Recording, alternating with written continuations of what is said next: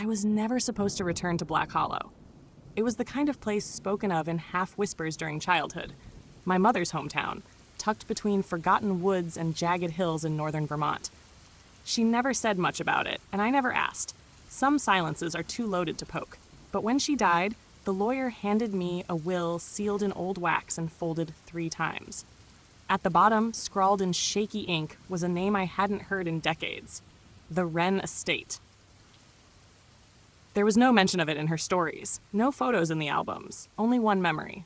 Her, packing in a hurry one rainy night, my father standing in the doorway, saying something about leaving it behind forever. I must have been 5, and now somehow it was mine. I thought about burning the envelope. I didn't need an ancient house in the middle of nowhere, but something inside me, a pressure, maybe curiosity, twisted my chest. I took a leave of absence from work, packed light, and drove north alone. The road narrowed after hours of driving, trees thickening until they arched like ribs over the cracked asphalt. My phone signal died. The GPS froze. Only the old paper map the lawyer included guided me now. As I pulled up to the rusted gates of the Wren Estate, the sky turned the color of bruised silver.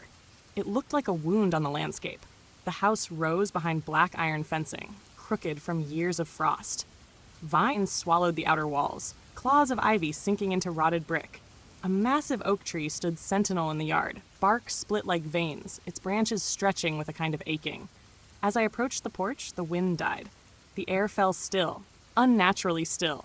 No birds, no insects. Even my footsteps sounded muffled. I pushed the door open. It wasn't locked. The scent of dust and old wood slammed into me. But under that, something metallic, like rusted iron or blood. The front hall was vast. A staircase coiled to the left like a spinal column, every step covered in a faded crimson runner. Old paintings stared from the walls, family portraits, their eyes too lifelike, pupils painted so dark they seemed bottomless. One in particular, a woman in black velvet with her hand resting on a child's shoulder, gave me pause. Her face was familiar, too familiar. I turned away and told myself it was the lighting. I explored the first floor with careful steps. Most of the furniture was covered, but one armchair in the parlor was bare, its cushions indented like someone had just risen from it. A cold spot lingered near the fireplace, and I caught movement in the mirror above it, just a flicker, a shape. But when I turned, nothing. That night, I made camp in the least dusty bedroom upstairs. I couldn't sleep. Not because of the wind rattling the window panes or the pipes groaning in the walls, but because I kept hearing soft creaks in the hallway outside my door. Too light to be footsteps, too purposeful to be the house settling. I told myself I was being paranoid. At 2:17 a.m., I woke suddenly. Someone had whispered my name. I turned on the flashlight. The hallway was empty. But when I stepped out, there were wet footprints on the wooden floor, leading down the hall, bare, small, as though from a child.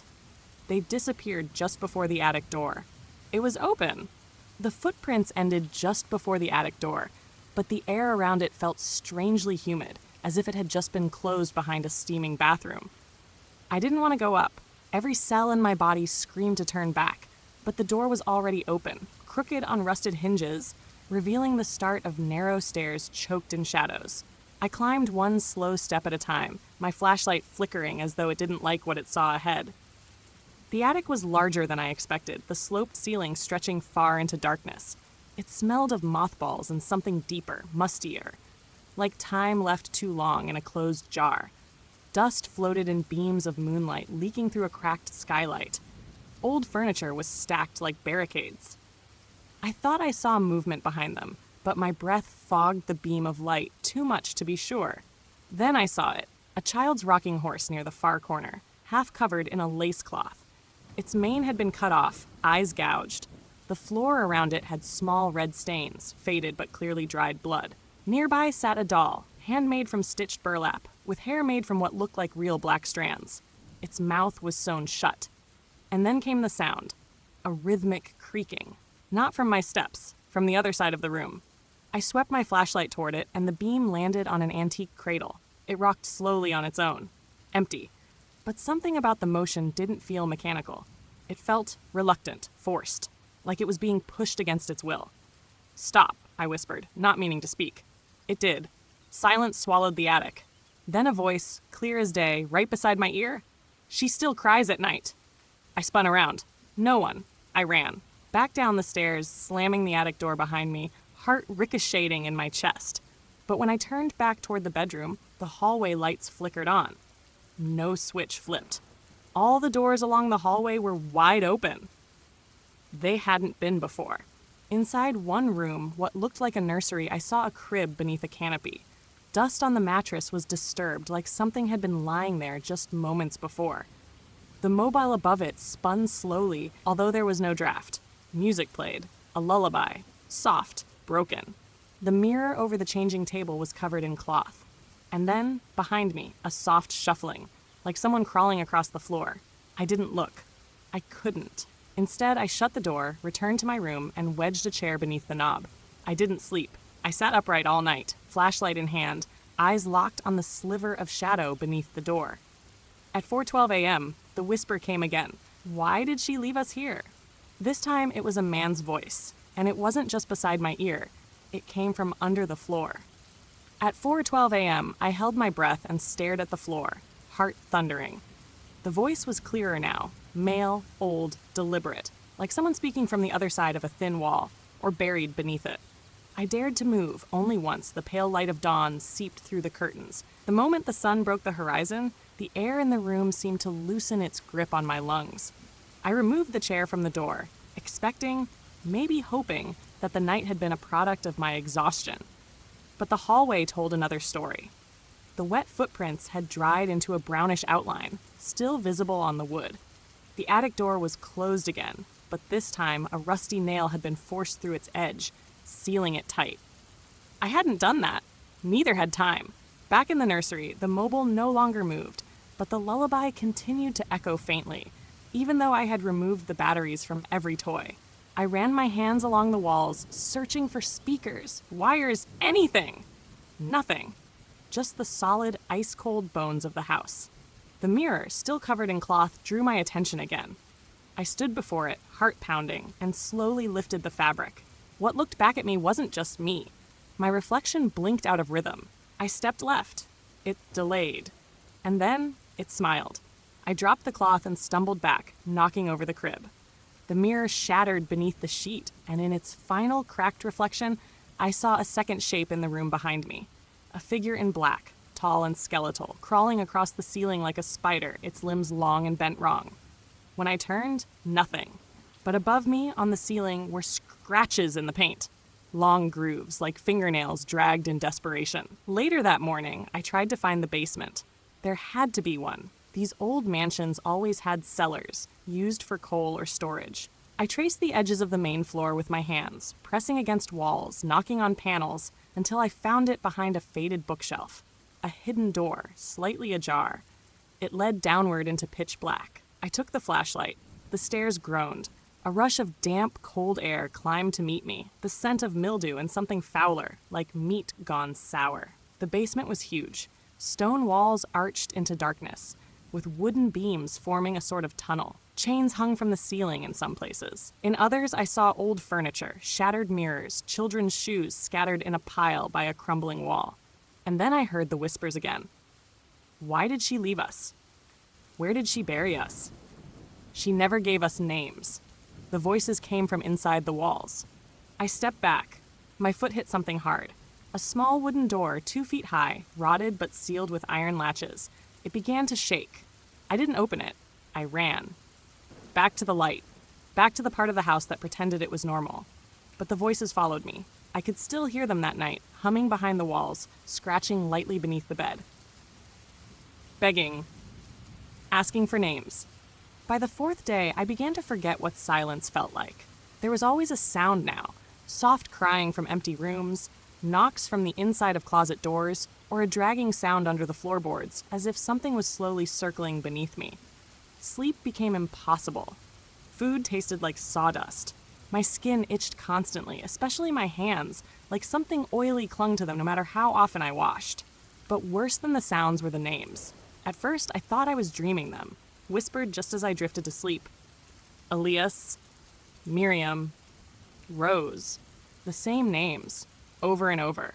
Some of them I recognized faintly, like characters from a story I'd once heard. But then I found the list. It was inside a trunk in the drawing room, beneath a pile of mildewed linens. A yellowed sheet of paper, written in beautiful cursive. Children of the Hollow, returned to rest. Bound by name, released by truth. There were 11 names listed, each followed by a single word. Unmarked. I didn't know what that meant until I returned to the basement. I went down again, flashlight in one hand, a crowbar in the other. The air was heavier this time, humming with the voices. As I reached the little wooden door, I didn't hesitate. I pried the latches free. The wood splintered. Behind it was a crawl space, no more than 4 feet deep, and inside, 11 small bundles wrapped in black cloth, each the size of a newborn. I fell backward, choking on air that suddenly reeked of roses and rot. The moment the flashlight's beam hit those shrouded forms, the whispering turned into wailing. I backed away, but something moved within the crawl space. One of the bundles twitched, then jerked. The cloth split. A tiny withered hand slid out, fingers curling in my direction. I slammed the door shut and relatched it, breathing so hard I nearly passed out. The crying didn't stop for hours. That night, I tore open the family records in the study. My mother's lineage traced back generations. She wasn't just from Black Hollow. She came from its founders. And one name came up again and again. Catherine Wren. The woman in the portrait. The one who looked too much like me. She had been accused of spiritual infanticide, a phrase I didn't understand. But next to it in smeared ink was a note. She gave them bodies, but never names, and so they remained. My blood turned cold. The house wasn't haunted by ghosts. It was filled with unclaimed children, trapped souls, and they were calling to me because I shared her face, because maybe I was her. The next morning I woke to find the names carved into my arms. Not deep, but enough to sting. Raised red welts, like writing traced with fingernails. They were written in the same cursive I'd seen in the journal from the study. Elias, Miriam, Rose, the same names, but I hadn't carved them. I barely remembered sleeping. I scrubbed at them in the bathroom sink until the skin turned raw. They didn't fade.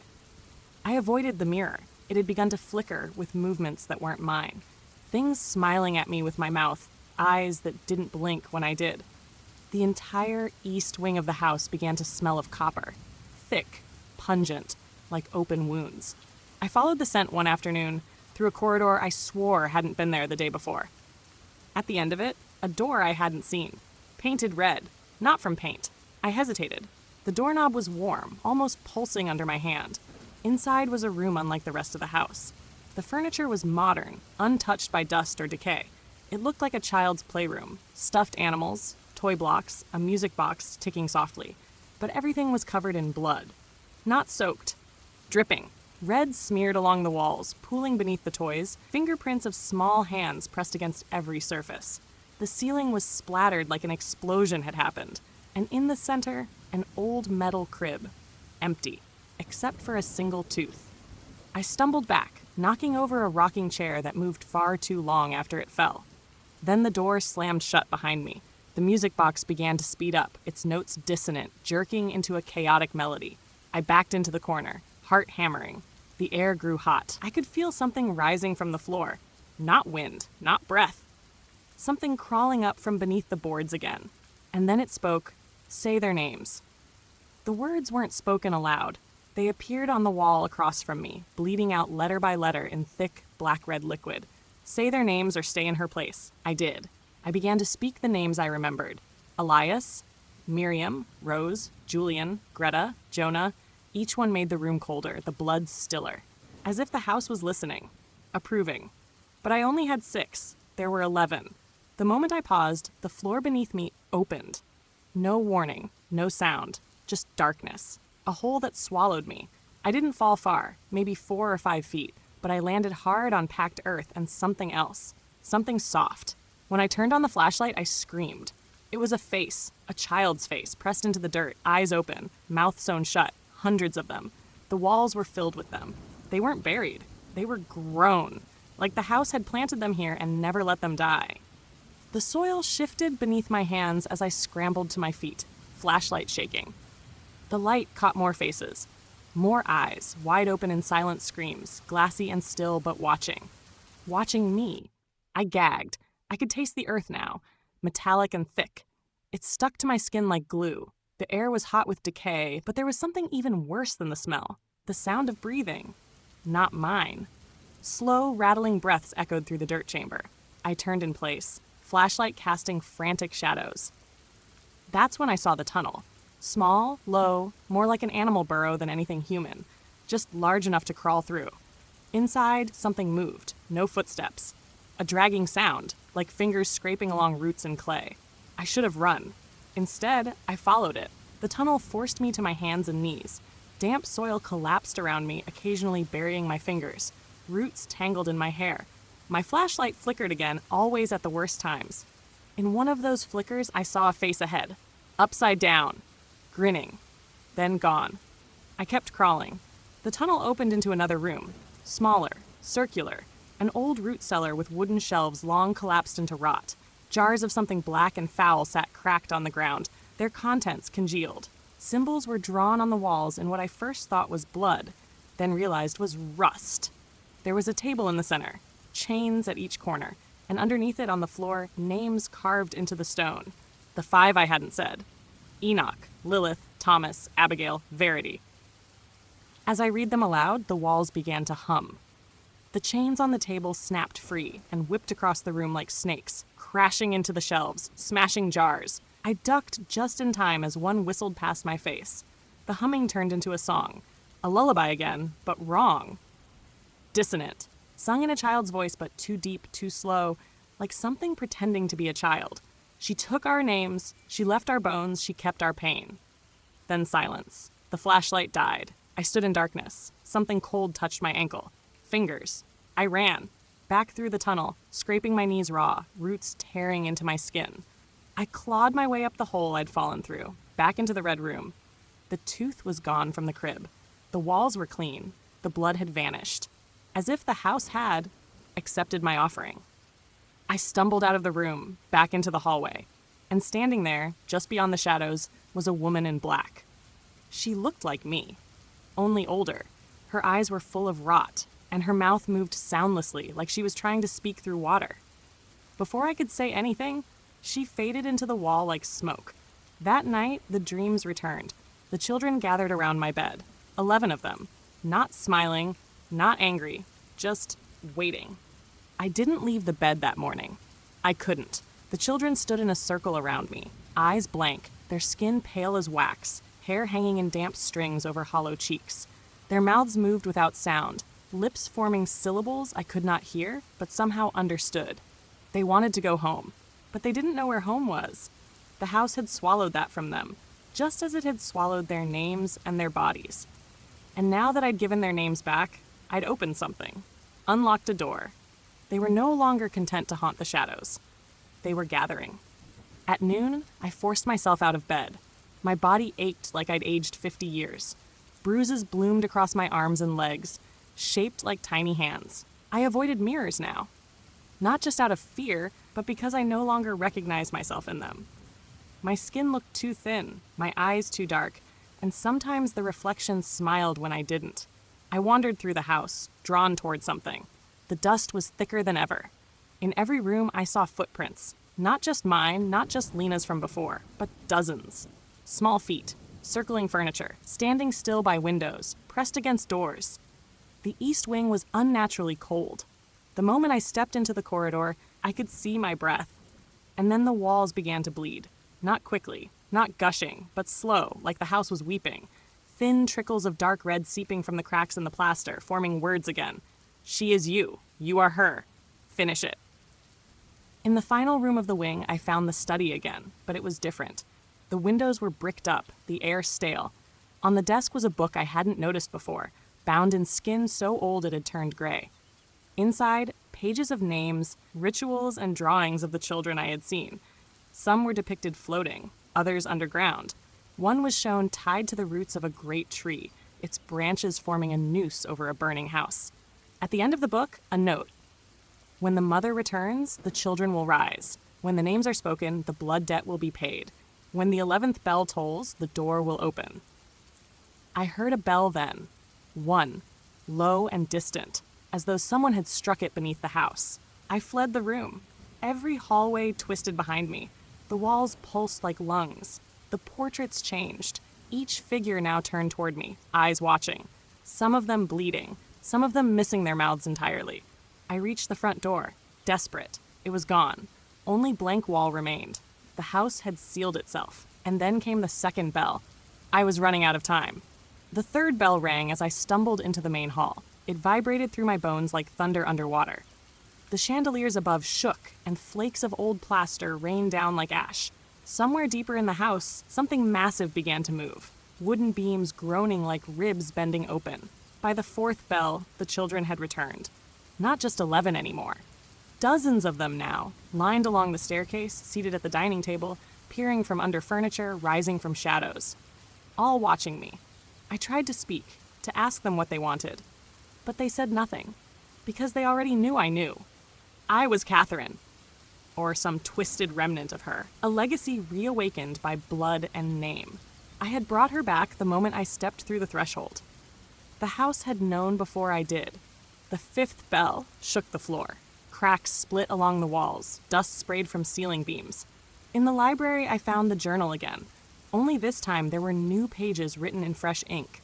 Pages that hadn't existed before. They described the ritual, the offering, the binding.